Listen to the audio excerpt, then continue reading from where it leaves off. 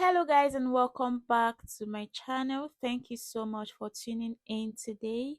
In this video I'll show you how to make this beautiful shirt dress you see me putting on. So let's get started. I'm going to be using this pattern paper to draft this thing out first. I'll draft both the front and the back pattern together right here. So the first thing I did was to mark 3 inches from the center front to the lower part, and I connected the points like this with my straight ruler, and that's going to serve as my button placket. On the shoulder line I'm going to mark out my shoulder line like so, and this is now my shoulder line. I'm just going to label it. So on that shoulder line, I'm going to mark out my shoulder measurements, which is 14 inches divided by 2 is 7 inches. That's what I marked. And on that point, I went down by 1 inch for the shoulder slope, and I marked my armhole round divided by 2, which is 7 inches. I'm going to mark that same measurement on the other side just so I can get a straight line to connect the bust line. So I'm just going to connect the point, and I'm going to square it up down to the shoulder slope measurement that I marked like this. After that, I'm going to mark my neck width, which is 3 inches, and a neck depth of 1 inch for the back. I'm just going to connect the shoulder slope first, and then I'm going to cover out the 1 inch I marked for the back. Okay. Now I'm going to mark my front neckline, which is 3 inches. Remember, the front neck width and the back neck width is the same thing. So I'm just going to connect 3 inches to 3 inches for the front neck depth. Okay, so I have the front and the back. From the shoulder line, I'm going to mark my waist measurement, which is 16 inches. Then from that point, I'm going to mark my hip measurement and then the full length for the dress. I used 36 inches for the dress, for the length of my dress. So I just marked that out, and I'm going to connect the points I have on that. So the bust line, I'm going to mark my bust measurement divided by 4, and I'm going to take the middle of the armhole round, and I'm going to mark the middle. I just folded my measuring tape into two, and I mark the middle, and on that point I'm going to curve straight from the outside down to the middle. That's for the back armhole. And for the front armhole, on that midpoint I'm going to go inward by half an inch, and I'm just going to curve it out.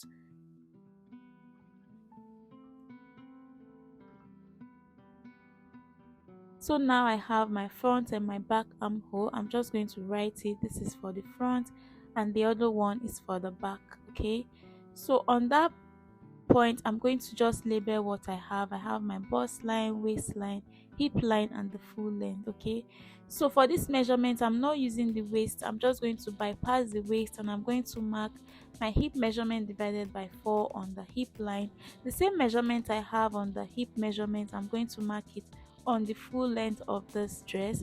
I'm going to show you that in a minute. Okay, so I'm just going to connect the point down to the hem line, and on the bust line I'm going to mark 1 inch for ease allowance. You know that shirt dresses are usually not tight, so I'm just marking 1 inch for ease allowance. I marked on the bust line, on the hip line, and on the hem line, and I'm just going to connect that. I'm using my red marker so that you know the difference between the main measurement and the ease allowance. So from the ease allowance I'm adding half an inch for seam allowance. Okay, so that's what I'm going to use to stitch it, and I'm just going to, so now I'll just connect this point down to the hem line of this dress. So I have the ease allowance, which I'm going to label for you to see.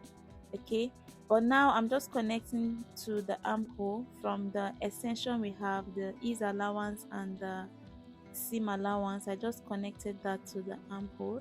So now I have my ease allowance, which is 1 inch, and my seam allowance, which is half an inch. So I'm just going to write that down.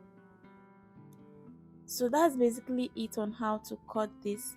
Okay, so this is the dress to the full length. On the neckline I'm just going to extend the measurement down to the button placket I added. Okay, so now I'm going to label, I have the back and I have the front, and now I can just cut out my pattern because it's ready to be used. So this is the pattern. I'm going to fold the bottom placket inwards so I can use the same pattern to cut for the back. Remember I told you that I marked out the front and the back panel together. Okay, so I'm just going to cut this out. So I'll be using this fabric to cut out this pattern. Okay, I'm going to fold the back panel into two and I'm going to cut. The back is supposed to be on fold. Okay, you will have one piece for the whole back, so that's what I just did, just cut out the back. So I will just open this up to show you what I have. This is the back pattern.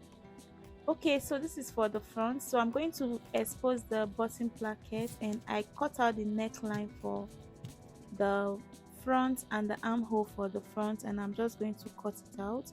So for the front, you are going to cut two pieces, unlike the back which you have just one. So here I have the front pattern, the two front patterns. So I'm going to notch where the bottom placket is going to start from. Okay, remember it's 3 inches, so I just measured that and I notched, and I'm also going to notch that on the lower part as well, so that when I want to sew, I know where I'm sewing on. So these are the two pieces for the front. The next thing I want to do is to fold this inwards, take it to the sewing machine and stitch the bottom placket, stopping at that point where I notched, because that's where the 3 inches is supposed to stop. Okay, so I'll just stitch it.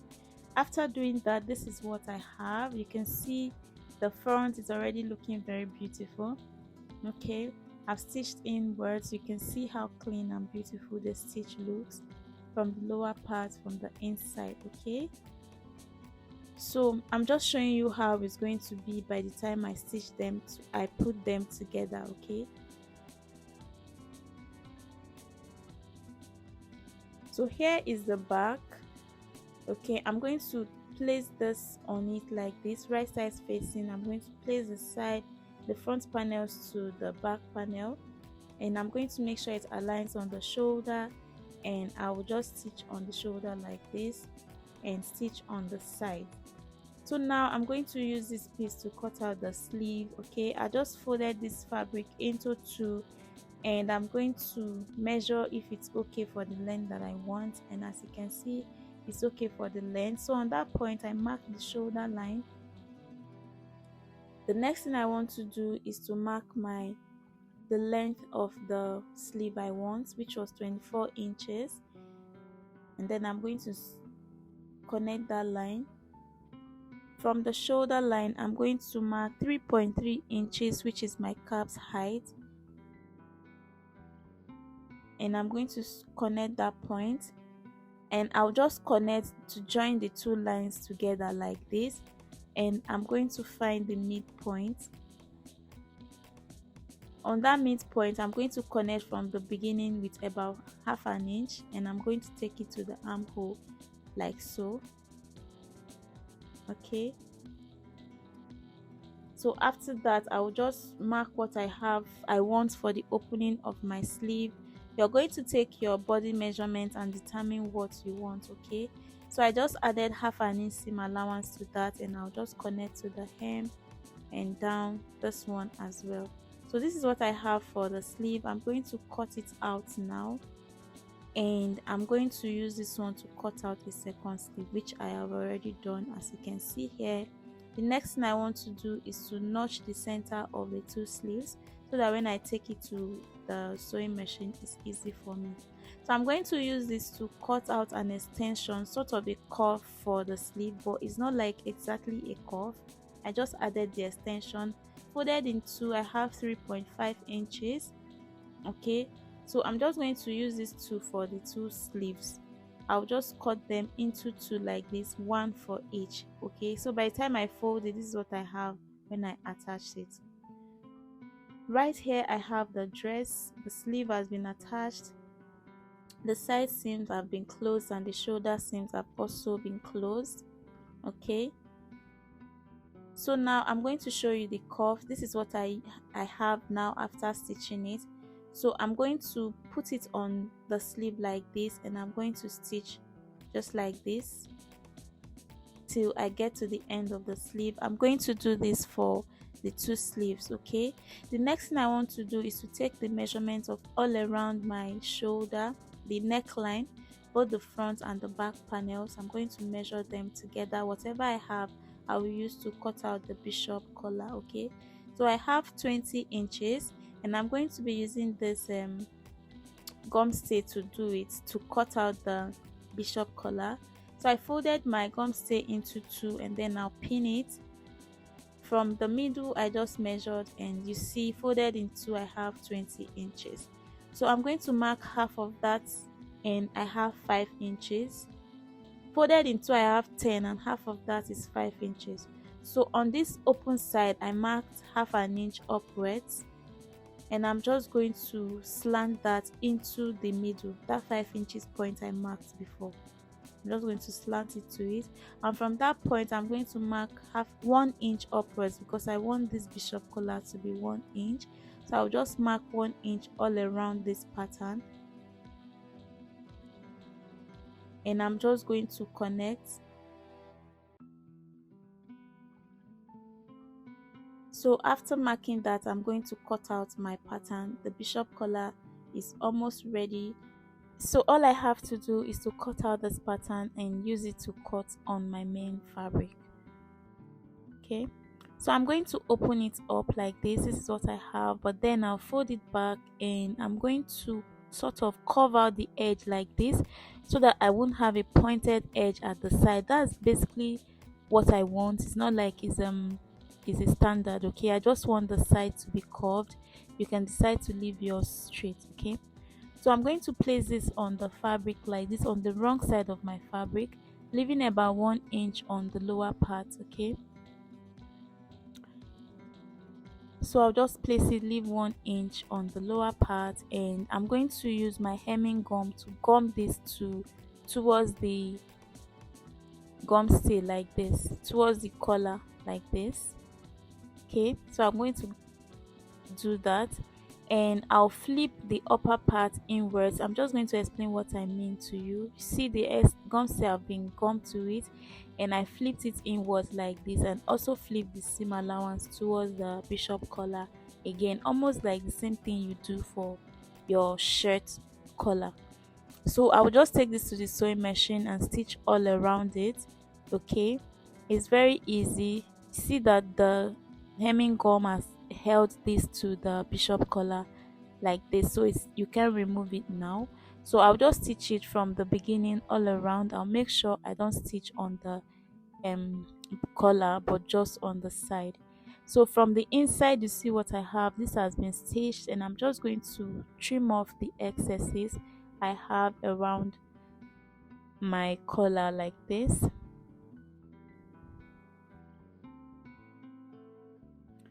So after doing that, I'll just notch all around the upper part of the collar. So I'll just notch it, notch.